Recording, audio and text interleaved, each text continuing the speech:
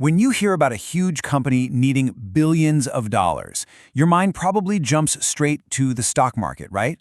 But that's only half the story. There's this other, absolutely massive world of finance that really keeps the gears of business turning, and that world is corporate debt. Today, we're going to pull back the curtain on how companies get the cash they need by borrowing it. So let's put this in perspective. Imagine you're the CEO of a giant like Home Depot. You've got this amazing growth plan.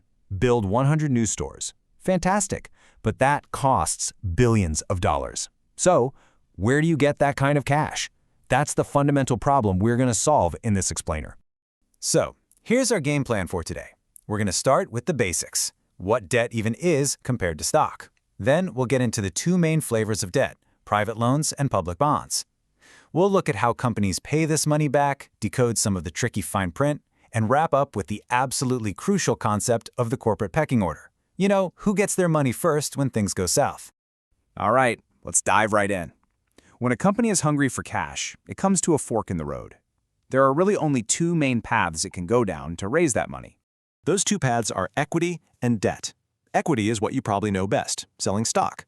You're selling off a tiny piece of ownership in your company. The upside, you don't have to pay that money back. The downside, you give up some control.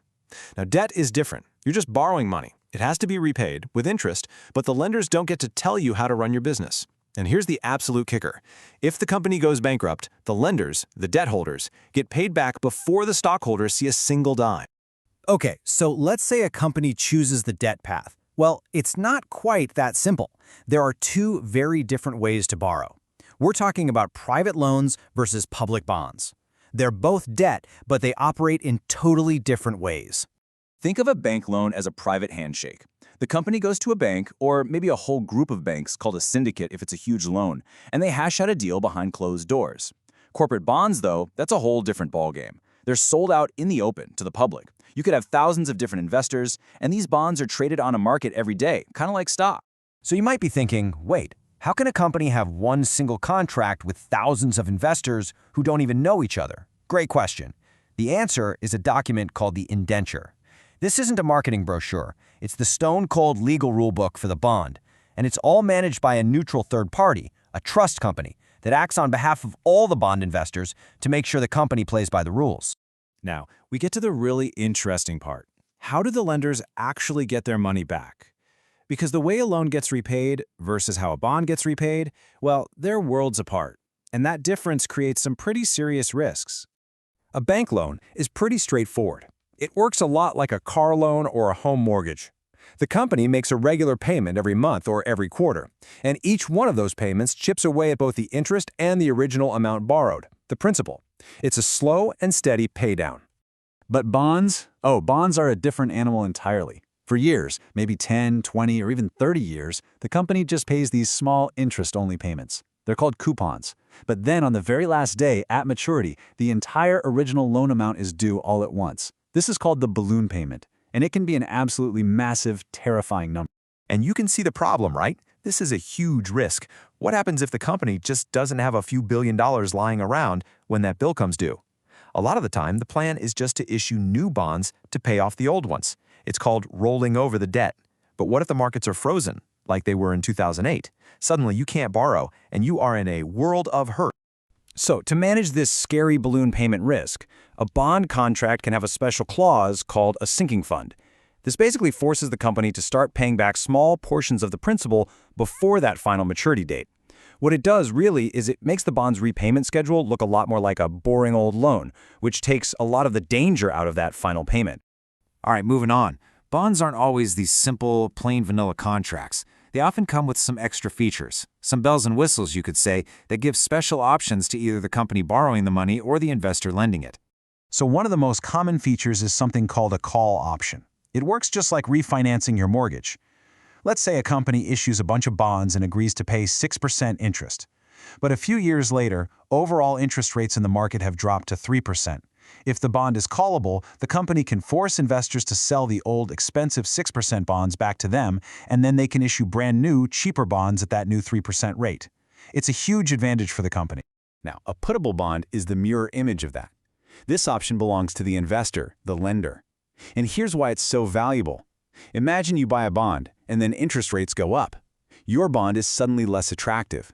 Well, a put option lets you sell that bond back to the company at a set price. This protects you from losing money and lets you take your cash and go invest it somewhere else at the new, higher rates. And then we have these fascinating treachers, convertible bonds. These are true hybrids. They start their life as a regular bond paying interest. But if the company's stock does really, really well and the price shoots up, the investor gets a golden ticket, the option to convert their bond into a chunk of company stock. It gives you the safety of a bond with the potential upside of a stock. The only catch? For existing shareholders, it can mean their ownership gets watered down. This brings us to our final and, maybe the most important section of all. We're talking about the corporate pecking order.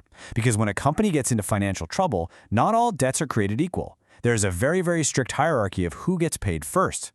People in finance call this the Seniority Waterfall. Think about it literally. Cash flows from the top down. At the very top, you have the most secure lenders. They're first in line to get paid. As the money trickles down, it goes to lenders who took on a bit more risk. And way down at the bottom of the waterfall, that's where you find the stockholders. They only get paid if there is anything left over, which in a bankruptcy, there often isn't. The key thing to remember is this. The higher you are on this waterfall, the safer you are, but the lower your return will be. Now, this isn't just some textbook theory. Let's make it real. Let's take a look at an actual example from the rental car company, Hertz. So, Hertz issued a few different types of bonds, all with different places in that pecking order. Now look at these ratings, CAA1, CAA2. That's deep in what they call junk bond territory. So it's all risky stuff. But look at that third line, senior subordinated. That word, subordinated, is key. It means it's lower down in the pecking order. And because it's riskier, look at the yield. Investors demanded a much, much higher interest rate, over 7.5%, as payment for taking that extra risk. These different slices of debt from a single deal are called tranches. A company can literally carve up a pile of debt into different pieces, each with its own risk level. The fancy word for this is securitization. But you know what some people on Wall Street call it? Sausage making. Because you can throw a lot of different things in, grind them up, and package them into something that looks appealing. It's a powerful technique, but it can also hide a lot of risk. And at the end of the day, it all comes back to this one fundamental truth of finance.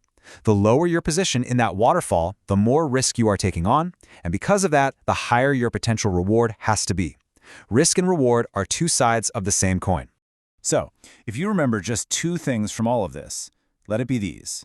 First, the crucial difference between a loan with its steady repayment and a bond with that giant risky balloon payment at the end. And second, in the world of debt, the pecking order, that seniority waterfall, is everything. It defines your risk and it defines your reward.